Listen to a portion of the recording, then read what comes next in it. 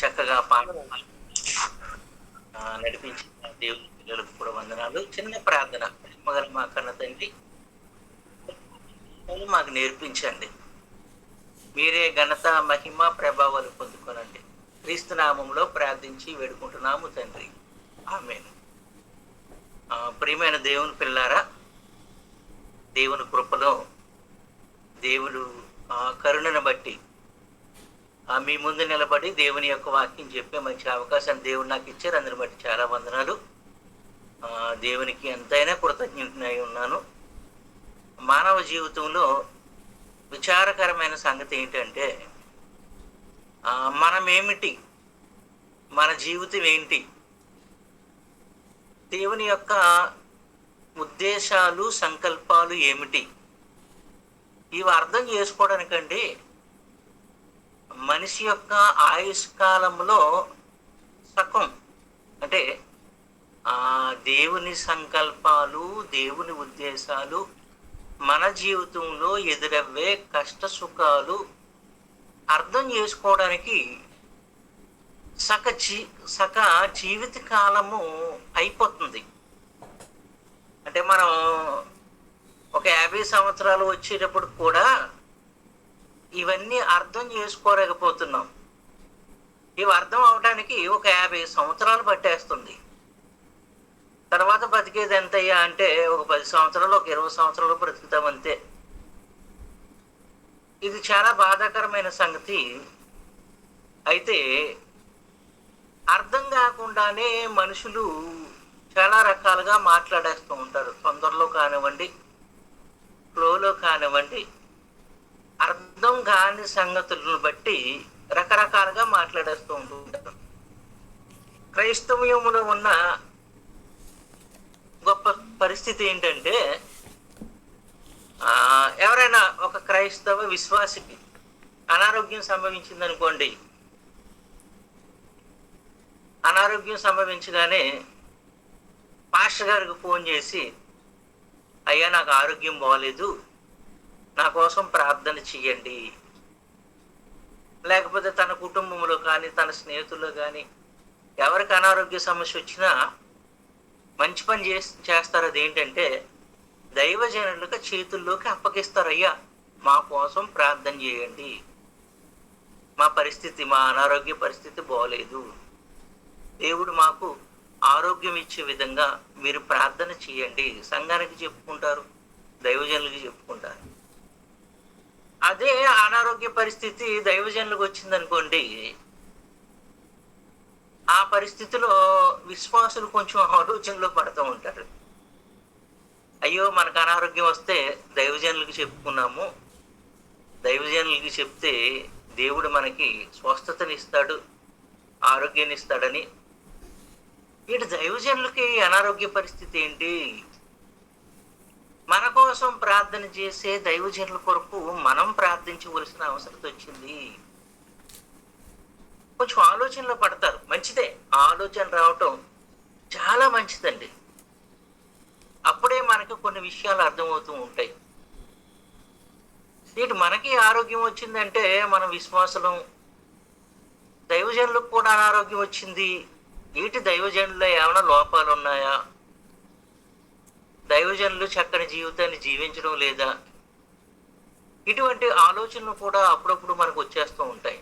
అయితే ఒక విషయం గమనించండి ప్రియమైన దేవుని పిల్లారా, అనారోగ్యం అనేది, రోగం అనేది అక్కడ రాజుగారా, లేకపోతే డాక్టర్ గారా, లేకపోతే పాస్టర్ గారా, విశ్వాస అన్యుడా, ఈ భేదాలు ఏమి ఉండవండి అనారోగ్యానికి.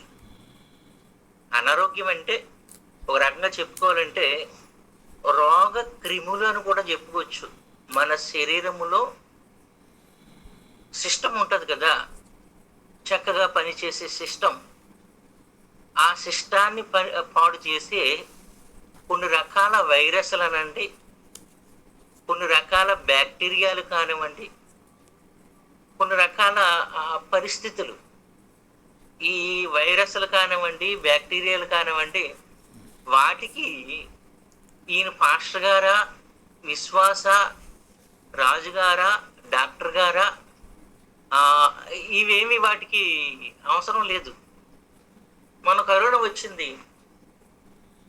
కరోనాలో చాలామంది అన్యులు దాని బారిన పడ్డారు, డాక్టర్లు దాని బారిన పడ్డారు. మరి అవిశ్వాసులు, విశ్వాసులు, దైవజనులు, అంటే దాని అర్థం ఏంటి? కరోనా ఆ వైరస్కు ఆ వ్యక్తి ఎవరు అన్న తారతమ్యం ఏముండదు, భేదం ఏముండదు. అంటే రోగాలు అందరికీ తటస్థిస్తూ ఉంటాయి. రోగానికి అక్కడ భేదం ఏమీ ఉండదు. సో ఎవరికైనా అనారోగ్యం సంభవించినప్పుడు అక్కడ ఎవరనేది ప్రాముఖ్యం కాదు, ఆ రోగం యొక్క ఆ పరిస్థితి అనేది ప్రాముఖ్యం. అయితే బైబిల్ గ్రంథాన్ని మనం ఆలోచించినట్లయితే యేసుక్రీస్తు వారు కానివ్వండి, ఆయన శిష్యులు కానివ్వండి, పౌలు గారు కానివ్వండి, పౌలు గారితో దేవుని సేవలో ఉన్న శిష్యులు కానివ్వండి, వాళ్ళు గొప్ప గొప్ప దైవజనులు. వాళ్ళు ఒక రకంగా చెప్పుకోవాలంటే ప్రపంచానికి దేవుని వాక్కులు పుస్తకాలుగా అందజేసిన గొప్ప గొప్ప మహానుభావులు.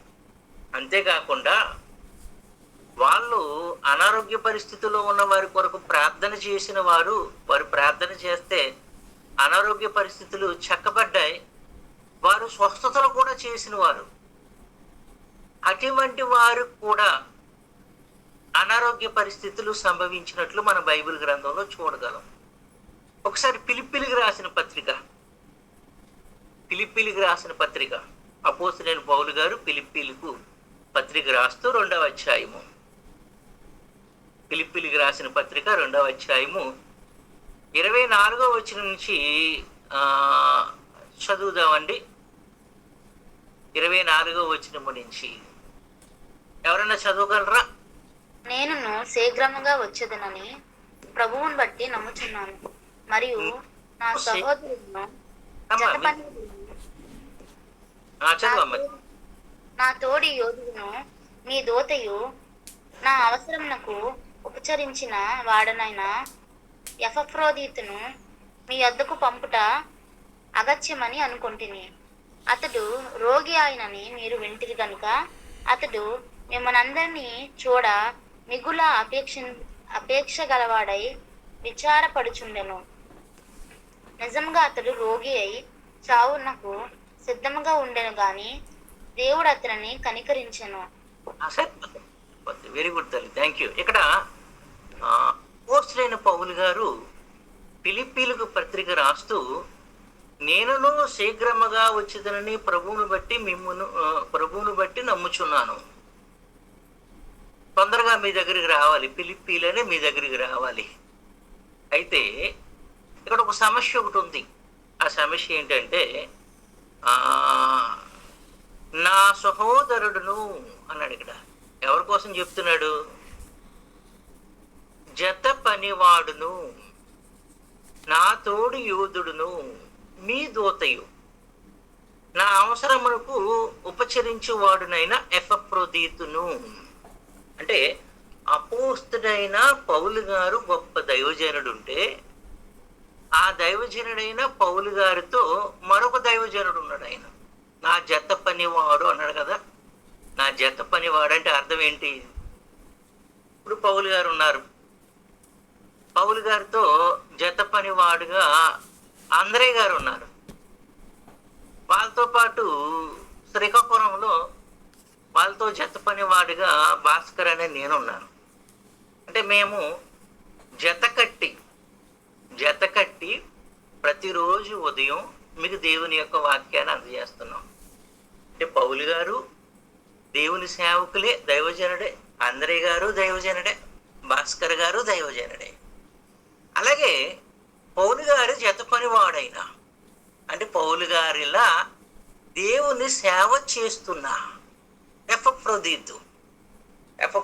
ఒక విధంగా చెప్పుకోవాలంటే అపోస్తలుడైన పౌలు గారు సీనియరు, ఎపఫ్రోదితు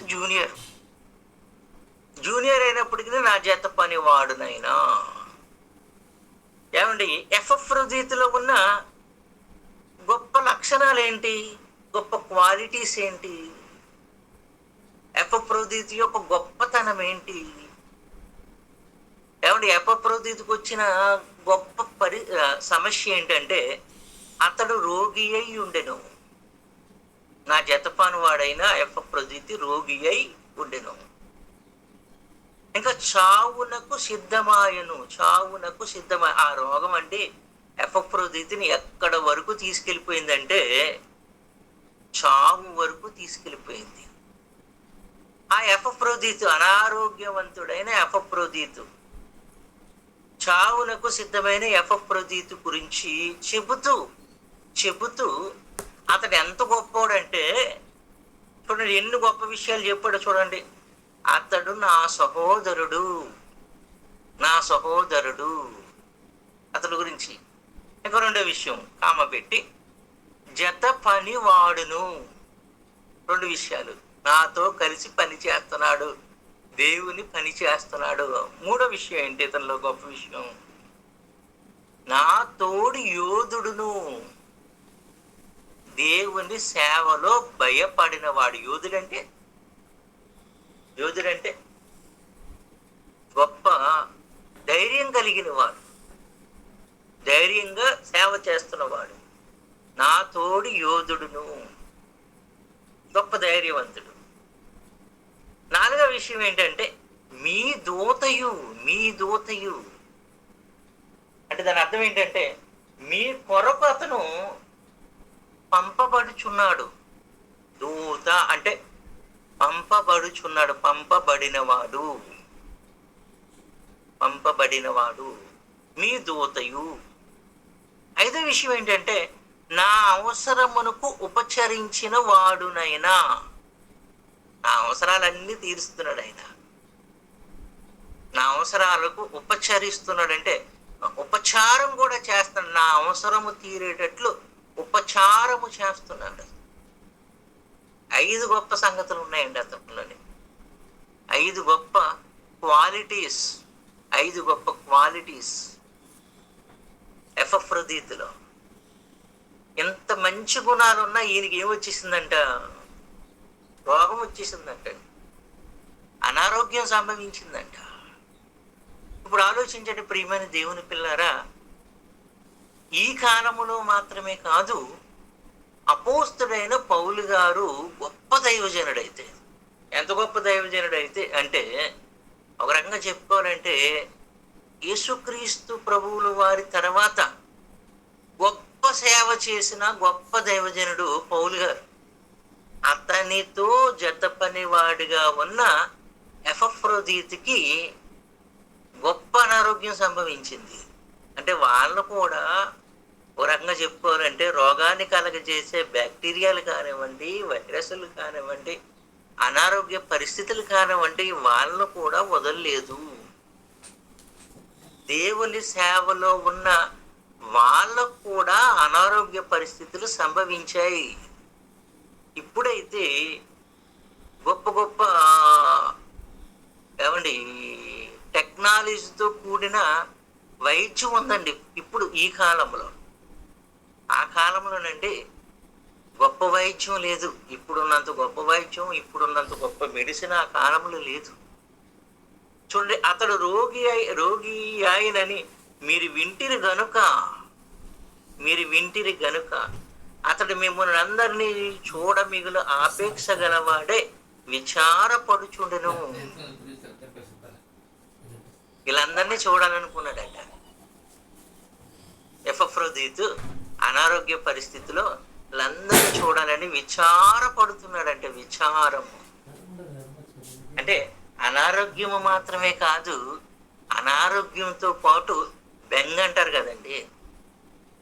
బెంగ ఇంకోటి ఏంటంటే విచారము. బెంగ, విచారం. మిమ్మల్ని చూడాలని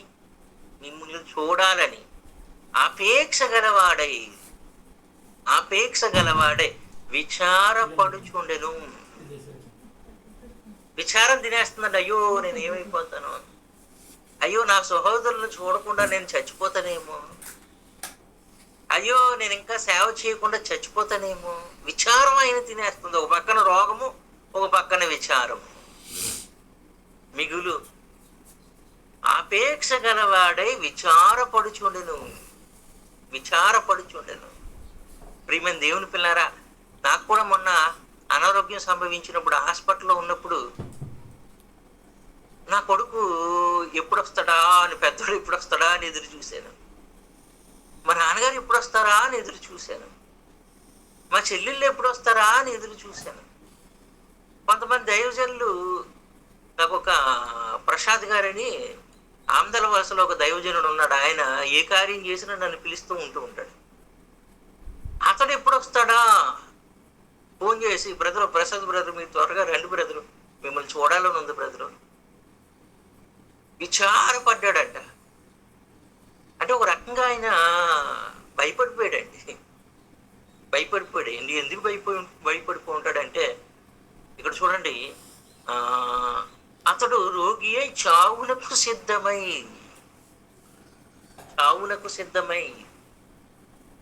అంటే ఆ అంచులకు వెళ్ళిపోయాడు. ఏ అంచులకు వెళ్ళిపోయాడు అంటే చావు అంచులకు వెళ్ళిపోయాడండి. చావు అంచులకు వెళ్ళిపోయాడు. అతడు రోగి అయి చావునకు సిద్ధమై ఉండెను గాని వారందరూ ప్రార్థన చేస్తున్నారు కదా, పౌలు గారు ప్రార్థన చేస్తున్నారు, ఇంకా చాలా మంది సాటి తోటి దైవజనులు జత పని వారు ప్రార్థన చేస్తున్నారు. చాలా మందికి ఈ వార్త వినగానే దేవుడా ఎఫ్రదీతు గారిని కనికరించు, స్వస్థపరచు దేవుడా అని ప్రార్థన చేశారు. దేవుడు ఏం చేశాడంట, చావునకు సిద్ధమై ఉండను గాని దేవుడు అతనిని కనికరించెను. దేవుడు అతన్ని కనికరించెను. చూసారా, చావు అంచుల్లోకి వెళ్ళిపోయిన అతడు దేవుడు కనికరము వలన ఆ యొక్క రోగం నుంచి విడుదల పొందేశాడు. బ్రతికి మళ్ళా సేవ చేయగలిగాడు. ఇక్కడ ఏం నేర్చుకోవాలి మనం?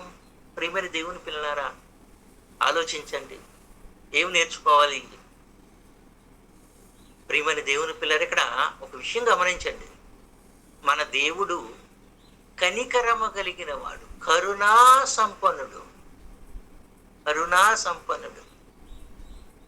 తన సేవకులు ప్రార్థన చేసినప్పుడు దేవుడు వారిని కనికరించి చావునకు సిద్ధమైన వారిని కూడా బ్రతికించగలిగే గొప్ప శక్తిమంతుడు మన దేవుడు. అయితే ఆయన కనికరాన్ని పొందుకోవాలి మనం. మరి అందరిని ఎందుకు బ్రతికించట్లేదు అంటే, ఆయన కనికరాన్ని పొందుకోవాలి. దేవుడు అతన్ని కనికరించను గనుక,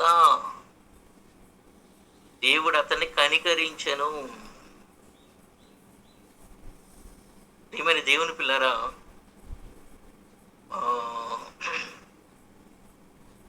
ఇక్కడ గొప్ప సంగతి ఏంటంటే, దైవజనులు, గొప్ప సేవ చేస్తున్న దైవజనులు కూడా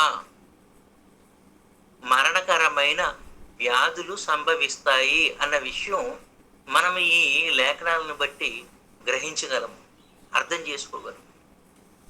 అప్పుడు మన బాధ్యత ఏంటంటే, అంటే విశ్వాసులుగా మీ బాధ్యత ఏంటంటే, అయ్యో దైవజనులకు కూడా రోగం వచ్చేసిందా అని మీరు కంగారు పడిపోకుండా, మీ బాధ్యత ఏంటంటే, మీ కొరకు ప్రార్థన చేసిన దైవజనుల కొరకు మీరు ప్రార్థన చేయాలి. ఇంకో సంగతి ఏంటంటే, ఇక్కడ మరొక విషయం ఏంటంటే, ఆయన ఎపఫ్రోదితు గారి యొక్క కోరిక ఏంటంటే, మిమ్మునందరినీ చూడ మిగులు నాపేక్ష గలవాడై అని ఉంది ఇక్కడ. దైవజనుడి యొక్క కోరిక ఏంటి? అక్కడ ఎపఫ్రోదితు యొక్క కోరిక ఏంటంటే, నేను సేవ చేసిన మా విశ్వాసులందరినీ చూడాలని కోరిక కలిగిందంట ఆయన.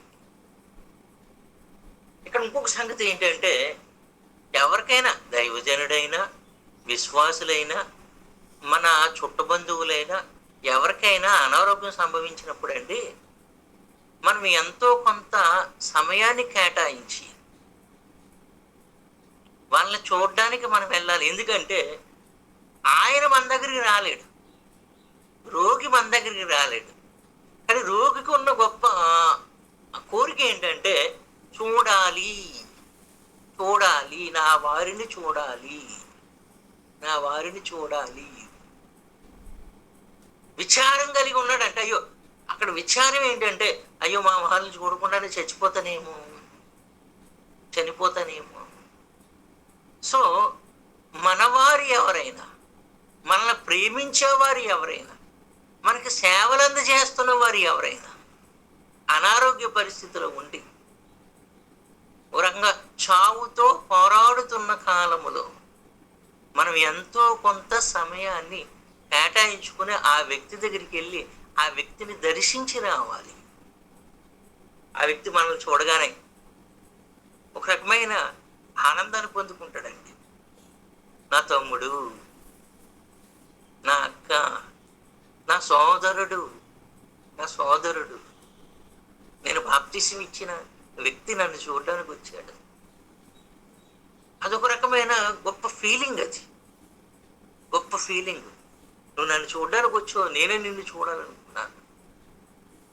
ఏమంటే బెడ్ మీదకి వెళ్ళినప్పుడు అంటే ఆ మరణ శయ్య మీదకి వెళ్ళినప్పుడు అంటే ఆ వ్యక్తి యొక్క ఆలోచనలు అండి ఒకసారి అలా వెళ్తూ ఉంటాయి. అలా ఫ్లాష్ బ్యాక్ వెళ్తూ ఉంటాడు. అతను చేసిన మంచి కార్యాలు జ్ఞాపకం చేసుకుంటూ ఉంటాడు.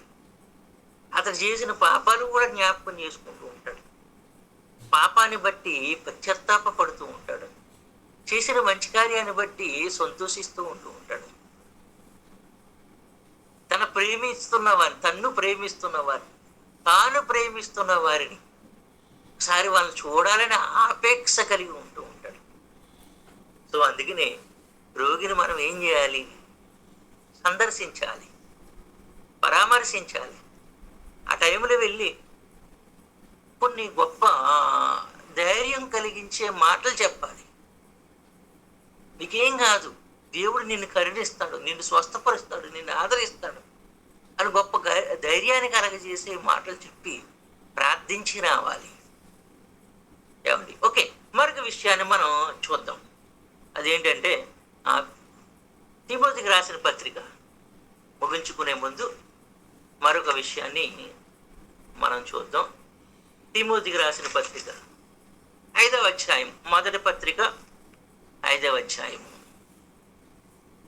మొదటి పత్రిక 5వ అధ్యాయం 23వ వచనం నుంచి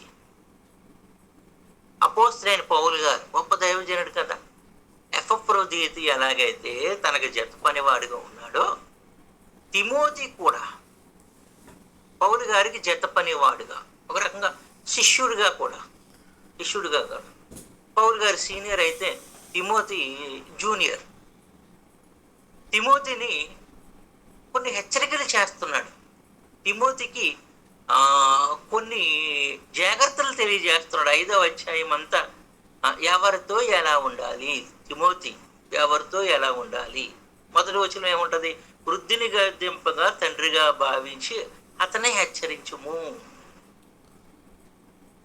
ఏమంటే 11వ వచనంలో ఎలా ఉంటది? యవ్వనస్తులైన విధవరాండ్రును లెక్కల్లో చేర్చద్దు. అంటే ఫస్ట్ వృద్ధుల గురించి చెప్పాడు, తర్వాత యవనస్తుల గురించి చెప్పుకొచ్చాడు. ఏమండి 17వ వచనంలో బాగుగా పాలన చేయు పెద్దల గురించి చెప్తున్నాడు. ఏమండి అలా కిందకి వెళ్ళేటప్పటికి ఇంకో చోట ఏం చెప్తున్నాడు? 18వ వచనం, నూర్చుడియొద్దు, మూతికి చిక్కం వేయొద్దు. ఏమండి జాగ్రత్తలు అన్నమాట. ఇవన్నీ ఏం చెప్తున్నాడంటే జాగ్రత్తలు చెప్పుకుంటూ వచ్చాడు. జాగ్రత్తలు చెప్పుకుంటూ అలా చెప్పుకుంటూ వస్తూ తన పర్సనల్ విషయాలు కూడా చెప్తున్నాడు. చూడండి, తన యొక్క హెల్త్ విషయాలు కూడా, హెల్త్ పరంగా కూడా కొన్ని విషయాలు చెప్తున్నాడు. చూడండి 23వ వచనంలో, ఇక మీదట నీళ్ళే త్రాగక నీ కడుపు జబ్బు నిమిత్తమును అని ఉంది అక్కడ. నీ కడుపు జబ్బు నిమిత్తమును అంటే తిమోతి గారికి కూడా ఏముంది? అనారోగ్య పరిస్థితి ఉందండి. ఏంటి అనారోగ్యం? తిమోతి గారి యొక్క అనారోగ్యం ఏంటంట? కడుపు జబ్బు. కడుపు జబ్బు అంటే అప్పుడప్పుడు తిమోతి గారికి కడుపు నొప్పి వచ్చేసేదేమో. అప్పుడప్పుడు తిమోతి గారికి తిన్నది అరగటలేదేమో, లేకపోతే గ్యాస్ట్రిక్ ఏమో. బహుశా గ్యాస్ట్రిక్ ఏమో. గ్యాస్ట్రిక్ కూడా కడుపు జబ్బే కదండి. చాలా మంది చూడండి, గ్యాస్ట్రిక్ ప్రాబ్లం, కడుపులో గ్యాస్ ఫామ్ అయిపోతూ ఉంటుంది. మీరు ఏం పెట్టేద్దామన్నా, అమ్మమ్మమ్మ వద్దమ్మా వద్దమ్మా, పులుపు నాకు పడదమ్మా, అమ్మ వేడి చేస్తుందమ్మా. కడుపు జబ్బు నిమిత్తము, నీ కడుపు జబ్బు నిమిత్తమును తరచుగా వచ్చు బలహీనతల కోసరమును. అంటే ప్రియమైన దేవుని పిల్లరా, యవ్వనస్తుడు ఒక రకంగా చెప్పుకోవాలి అంటే తిమోతి గారు యవ్వనస్తుడండి. పౌలు గారు ఒక రకంగా నడిప్రాయంలో ఉన్న వ్యక్తి. యవ్వనస్తుడైన తిమోతికి కడుపు జబ్బు ఉందంట.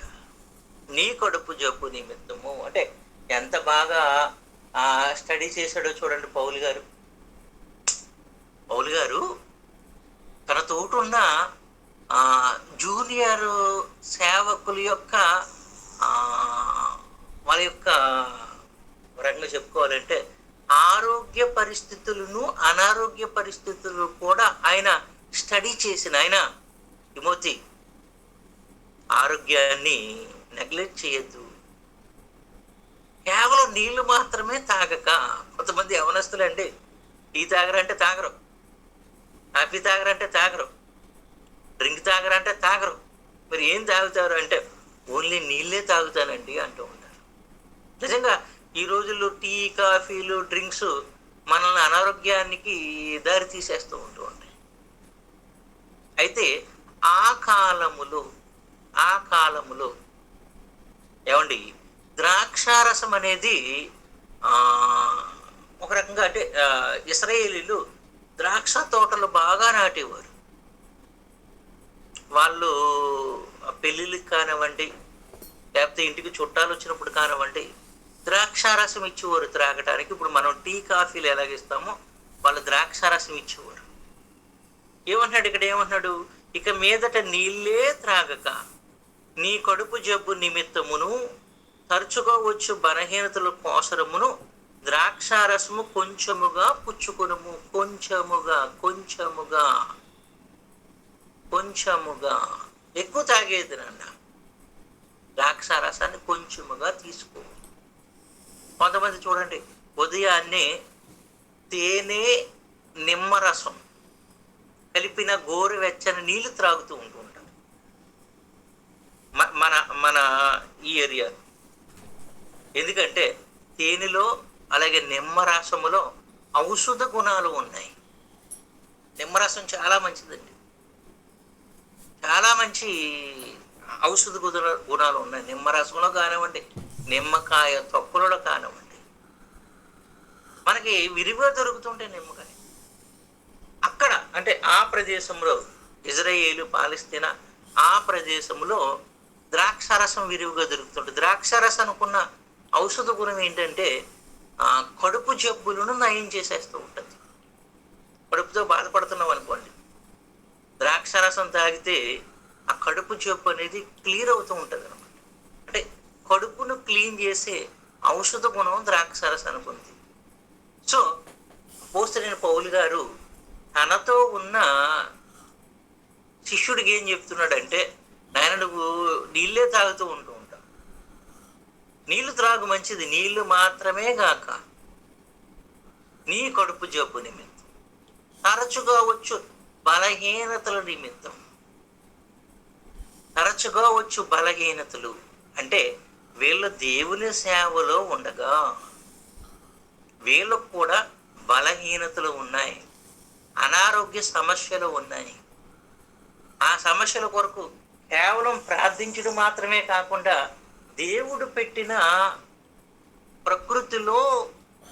ప్రకృతి వైద్యం అని చెప్పచ్చు. ప్రకృతిలో దేవుడు పెట్టిన ఈ ఫ్రూట్స్లో కానివ్వండి, కాయగూరలో కానివ్వండి, ఔషధ గుణాలను ఆశ్రయిస్తున్నారు. ఔషధాలను, ప్రకృతిలో ఉన్న ఔషధాలను ఆశ్రయిస్తున్నారు వీళ్ళు.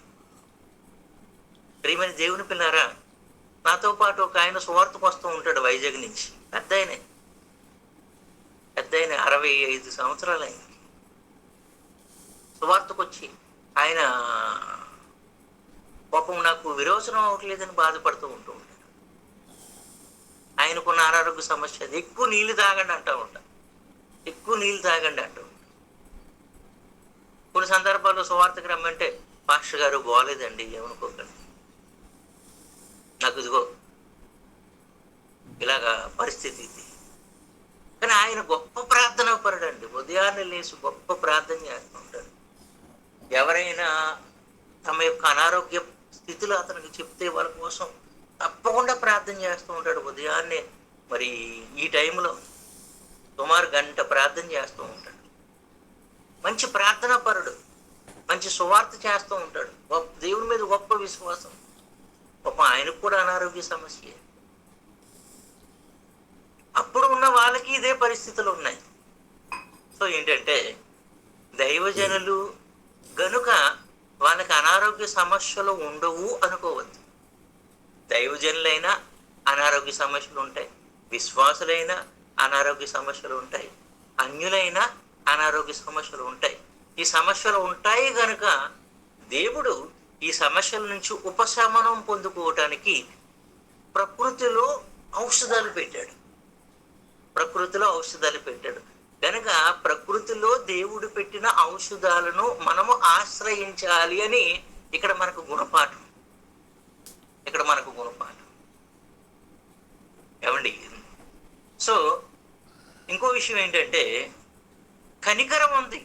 అనారోగ్య సమస్య ఉన్నా దేవుని యొక్క కనికరం కూడా ఉందన్న విషయం మనం మర్చిపోకూడదు. కొన్ని సందర్భాల్లో కొంతమంది దైవజనులు ఈ కాలంలో దేవుడు స్వస్థతలు జరిగించడండి అంటూ ఉంటారు. ఈ కాలంలో దేవుడు స్వస్థతలు చేయడండి అంటూ ఉంటారు. కానీ అదే దైవజనులకు, అయ్యా మాకు అనారోగ్యంగా ఉందండి, అలానే వ్యక్తి అనారోగ్యంతో బాధపడుతున్నాడండి అని మనం ప్రార్థనా సహాయం కోరగానే అదే దైవజనుడు మళ్ళీ ఏం చేస్తూ ఉంటాడంటే, దేవుడా ఇదిగో ఈ అనారోగ్యంతో బాధపడుతున్న ఈ సోదరుని బాగు చేయి తండ్రి, బాగు చేయంటే ఒక రకంగా స్వస్థపరచు తండ్రి అని మనం అడుగుతున్నాం. అనుగ్రహించి తండ్రి అంటే మనం ఏం అడుగుతున్నాం? అక్కడ స్వస్థత అనుగ్రహించి తండ్రి అని అడుగుతున్నాం మనం. మరి స్వస్థపరచడన్నాం నిజమే. దేవుడు కొన్ని అనారోగ్య పరిస్థితుల్ని మరి ఆయన అలాగే ఉంచేస్తూ ఉంటాడు. కానీ ఆయన కనికరిస్తే, ఆయన కనికరం ఉంది. అదే ఎపఫ్రోదీతు దగ్గర మనం నేర్చుకుంటున్నాం. చావునకు సిద్ధమై ఉన్నాడు కనుక దేవుడు అతను కనికరించినట్టు స్వస్థపరిచాడు, బాగు చేశాడు. ఏమండి? అంటే ఆయన ఎవరినైతే కనికరిస్తాడో వాళ్ళ మీద కనికరించి వాళ్ళని స్వస్థత చేస్తాడు. సో దేవుడు కనికరం కొరకు మనం ఎదురు చూడాలి. దేవుని కనికరం కొరకు మనం ప్రార్థన చేయాలి. ఏమండి? ఆ టైంలో ఆయన బాగు చేస్తాడు మనల్ని. ఆ విషయం మనం మర్చిపోకూడదు. ఓకేనండి? మరి ఈరోజు ఈ విషయాల్లో మనస్కరించుకుని, అంటే ఈ విషయాలు మనం ధ్యానించి, కొంతమందికి అనారోగ్య పరిస్థితులు వచ్చినప్పుడు అర్థం కాని విషయాల గురించి రకరకాలుగా మాట్లాడేయకుండా బైబిల్ గ్రంథాన్ని బాగా నేర్చుకుంటూ, ఎవరికైనా అనారోగ్యం సంభవించినప్పుడు వాళ్ళ కోసం ప్రార్థన చేద్దాం, వాళ్ళని దర్శిద్దాం. ఇంకో విషయం ఏంటంటే, ప్రకృతిలో ఉన్న ఔషధ గుణాలను ఆశ్రయిద్దాం. దేవుడి కనికరం కొరకు, వారి కొరకు, మన కొరకు ప్రార్థన చేద్దాం. దేవుడు ఈ మాటలు చెప్పడానికి అవకాశం ఇచ్చినందుకు ఆ దేవునికి వందనాలు చెల్లిస్తూ ఈ నా మాటలు నేను ముగిస్తున్నాను. అవకాశం ఇచ్చిన దైవజనులకు ప్రత్యేకమైన వందనాలు.